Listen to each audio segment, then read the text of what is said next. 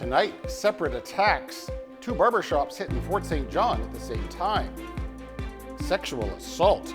The sentence for a Fort St. John veterinarian is appealed. And unfair labor practices.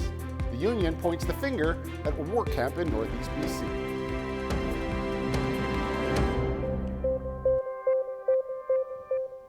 Well, good evening and thank you for joining us. And we begin tonight with 2 acts of violence against 2 separate barbershops in Fort St. John this weekend.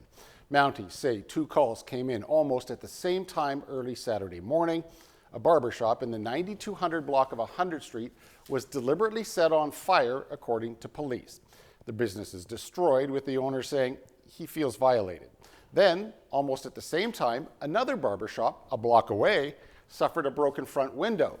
Now, police are looking through CCTV footage for suspects. The Fort St. John RCMP continue their investigation into arson, and Mounties are asking anyone with any information to come forward or to call Crime Stoppers. The sentence handed to a Fort St. John veterinarian guilty of sexual assault has been appealed. The BC Prosecution Service says the Crown appealed the sentence before a panel of the BC Court of Appeal today. Earlier this year, Judge David Simkin sentenced Justin Sewell to house arrest for 2 years less a day on 3 charges. It was in connection to a 2007 sexual assault in Charlie Lake.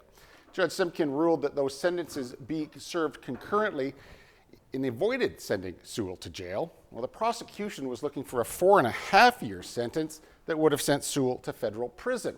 The judge also allowed the veterinarian to keep going to work at the Rivers Animal Hospital on a daily basis. Then last month, Judge Simpson once again ruled that Sewell would not have to register as a sex offender. Well, Sewell's sentencing began back in July of 2023.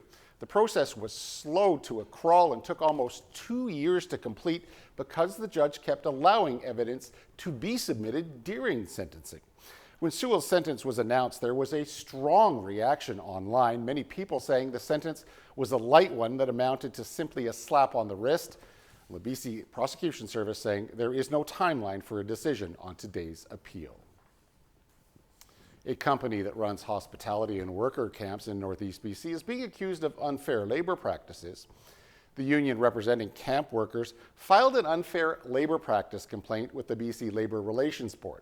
The complaint alleges Horizon North is blacklisting low-wage immigrant workers because of their union affiliation.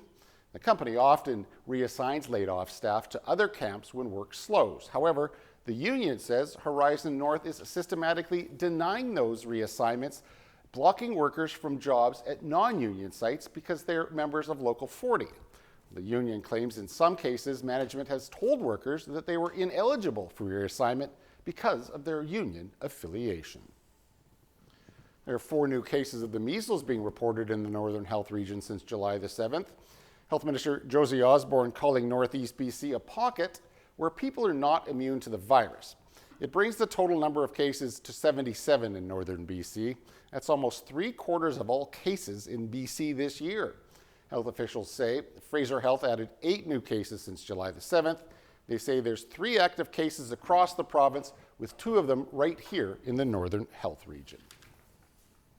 The emergency room at the Dawson Creek Hospital is on diversion today.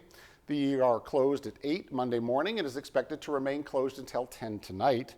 The health authority taking to social media to announce the closure. Once again, staffing challenges are to blame. Patients in need of life-threatening emergency care are being advised to call 911 to be transported to Fort St. John or the nearest available hospital. The city of Dawson Creek is removing many outdated playground structures because of safety concerns. An external review says various park equipment across the city do not meet the current Canadian Safety Association standards. 7 parks will have to remove structures. Tremblay Park is the most outdated playgrounds, with 8 structures scheduled to be removed. The city also announced a complete makeover for the Harry Morrow Ball Diamond Playground. They announced a brand new park coming to 16th Street and 104th Avenue. The city will start working on the removals halfway through July. And the Borick Aquatic Centre in Dawson Creek will be closing for almost 2 months for annual maintenance. Mayor Darcy Dober says shutting down the facility helps keep the pool clean, safe, and running smoothly. The work includes repairs to the main lap pool along with upgrades to the ozone system. The closure will also serve as a routine maintenance for other parts of the aquatic centre. The climbing wall will also be closed. The city says they appreciate the public's patience as they know the pool is an important part of the community. The pool will be closed from August the 16th to October the 10th. The province is asking British Columbians to start conserving water. The BC River Forecast Centre says the province will likely see a drought season this year that's more severe than last. Well, last week we reported that drought conditions near Fort Nelson are the worst on record. Recent rain has improved conditions a bit in the northeast. Other regions are also seeing worsening conditions and declining stream flow with little rain in the forecast. The province says they want people to think about saving water wherever possible. Ideas include voluntary steps like not washing your car every week, watering lawns less frequently, and fixing leaky faucets. A new method for tracking drought is also being implemented. Victoria says the changes are needed because the current drought index oversimplifies the conditions facing local regions. An evacuation order is in place near Princeton due to an out-of-control wildfire. We have 40 firefighting personnel actioning the fire, and with that, we also have structure protection crews and a structure protection specialist, as well as aerial resources. The fire has forced a local golf club to close. Video from the Princeton Golf Club shows crews fighting the August Lake fire. It's not clear how many properties are under threat, but officials do say for now, no homes are at risk. A team of investigators is looking into a fiery incident involving a WestJet plane at Vancouver International Airport. It happened late Saturday as the plane arrived from the United States. The plane had a small tailpipe fire in one of its engines. WestJet says its crew elected to use slides to evacuate the 50 passengers on board. Luckily, no one was hurt. One cyclist was killed and 2 others seriously injured after being struck by a vehicle during a major race in the Okanagan. It happened Sunday morning during the Okanagan Grand Fondo, a 155-kilometer course through Penticton and its surrounding area. The RCMP say one cyclist was pronounced dead at the scene. 2 others were taken to a nearby hospital with serious injuries. Okanagan Grand Fondo posted to social media saying they're heartbroken and cooperating with the RCMP. It's unclear exactly what went wrong, but we do know the route was changed for this year's event. Well, the BC woman who murdered Reena Burke as a teenager back in 1997 had her parole privileges revoked after testing positive for methamphetamines. Carrie Sim, who changed her name from Kelly Ellard, was released on day parole in 2018, but she was placed under house arrest this January after breaching conditions. Last month, the Parole Board of Canada stripped Sim of her privileges after she failed to provide 2 urine samples before ultimately testing positive for methamphetamine. Sim continues to serve a life sentence for the second-degree murder of 14-year-old Reena Burke. As Donald Trump's trade war rages on, it seems more Canadians are standing behind the federal Liberals. CTV's Jeremy Charon now with what the new numbers are showing about support for the government and the opposition. In the dead of summer in the nation's capital, politics for some are still firmly on the radar. Absolutely. Yeah, fairly regular. Yeah, it's not seasonal. It's not taking a pause this year at all. I think Mark Carney is doing a great job to fight for Canadians. Generally happy.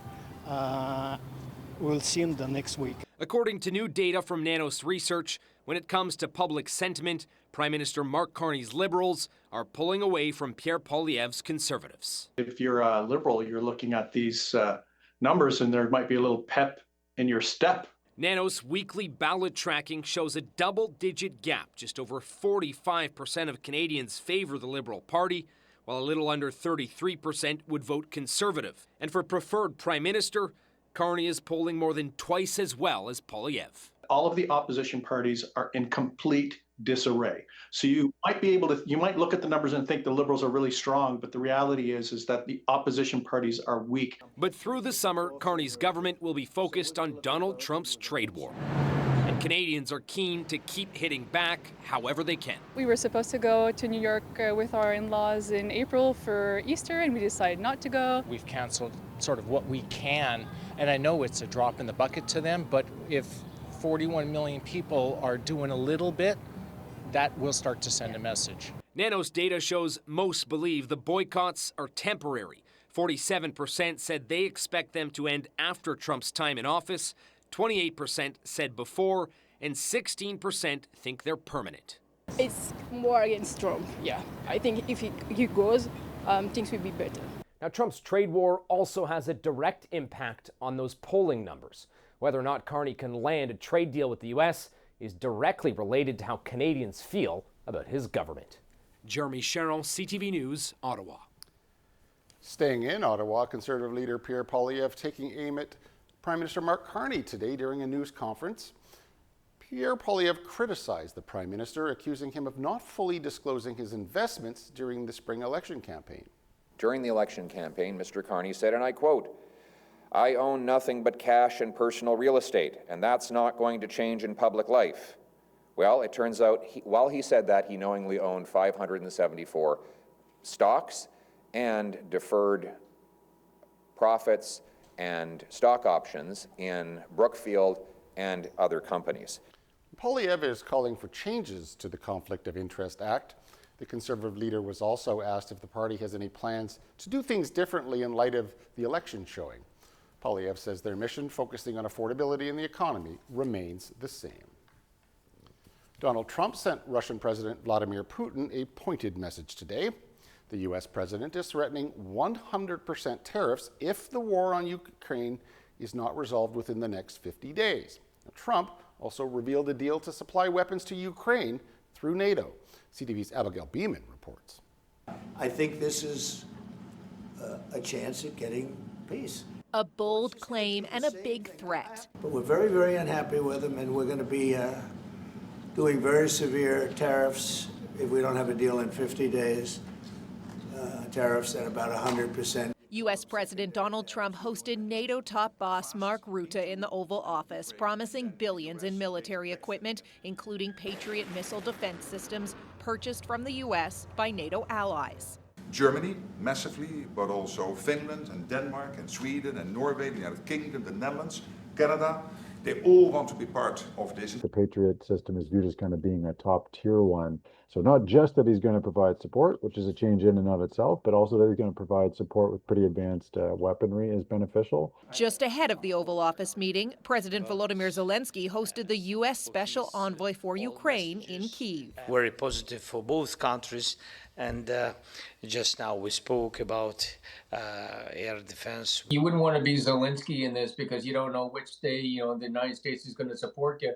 But it's a good news story for helping them thwart the advance. In terms of sanctions, Russia has already been hit hard and U.S.-Russia trade is way down. But experts say secondary tariffs on other Russian buyers would make a difference. When you see the largest importers of China and India being pummeled, that's where it's really going to hit Russia. Separately, there is a U.S. Senate bill that looks at imposing 500% secondary tariffs on Russia. Trump said today that may not be necessary.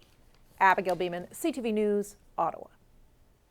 Well, back here at home, it was quite the sight for those looking to the skies in Fort St. John this weekend.